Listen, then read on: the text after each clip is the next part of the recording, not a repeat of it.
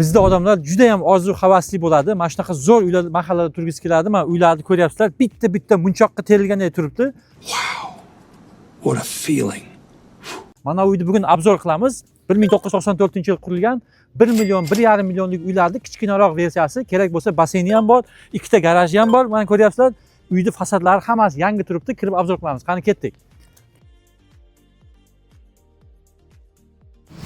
Uyimiz 2500 square footdan kattaroq. Kirishingiz bilan mana katta shiftlar bor, ko'ryapsiz.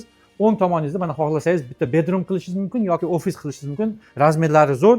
Pollarimiz parketdan qilingan. Chap tomonga ketadigan bo'lsak, bu yer mana dining bo'lyapti. Ovqatlanadigan stol stul qo'yish mumkin bu yoqda. Bu bo'lsa mana oshxonaga ulanib ketgan. Uyimizda yana bitta zo'r tomon, xohlasangiz bu yoqdan ham yuqori qavatga chiqishingiz mumkin. Endi kelishlaringiz bilan bu tomonda mana oshxona, polni. U yoqda bo'lsa laundry, oshxonaning yonida. Garaj ketgan. Bu bo'lsa breakfast area. Mana bu yerda coffee qilishingiz mumkin, coffee center deyiladi. Dach keladigan bo'lsak, bu yer family room. Oila bilan mazza qilib o'tirsangiz bo'ladi. Hammasini poliga e'tibor bersanglar, zo'r qilingan, svetlari ham qo'yilgan. Uyimizning kulminatsion joyi orqaga chiqamiz. Mana eshiklari ham zo'r ekan, sifatli. Plastmassa 100 yilda ham chirimaydigan dek qilingan. Dekni razmeri katta. Eniga ham, bo'yiga ham, razmeriga umuman gap bo'lishi mumkin emas. That's right. Va mana bu yerda in-ground baseyni bor ekan. Ertaga farzandlar mazza qilib cho'milishi ham mumkin. Mana toshlardan polni mana bu landscapinglarni ham zo'r qilingan. Men to'g'risi uyga bitta oq balandroq zabor qo'yadim o'zbekchilik uchun. Tamom, kirib yashash kerak faqat. Yuqori qavatda 4 ta yotoqxona bor. Bu eng kichkina detskiyimiz, lekin oynalari juda ham katta. Bu bo'lsa, общий vannamiz kafel qilingan, ikkitalik rakvina bor.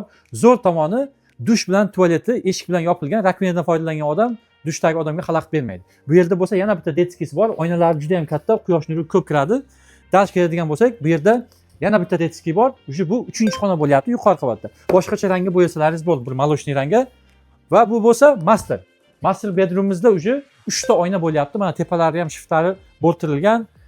Quyosh nuri xohlaganishicha kiradi.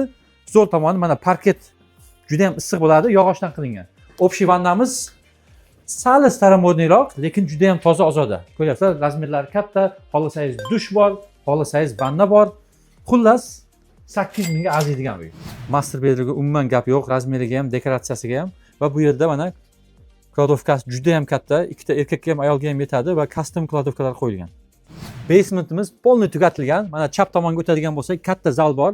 Xohlasangiz buni xona qilib olish mumkin. Xohlasangiz bolalar o'ynaydigan joy. Orqasida juda ham katta storage bor. Bu bo'lsa yana ham kattaroq zal. Bu yerda mehmon kutishingiz mumkin yoki farzandlar o'ynaydigan joy qo'yishingiz mumkin. Barakalla. Rahmat o'g'lim. Dalshi, mana qaranglar, dizaynlarni shunday zo'r qilgan. Mana bu ikkita tabaqali eshikdan kirsanglar, bu yerda mana mayxona qilib qo'yibdi. Siz buni choyxona qilib qo'yishingiz ham mumkin.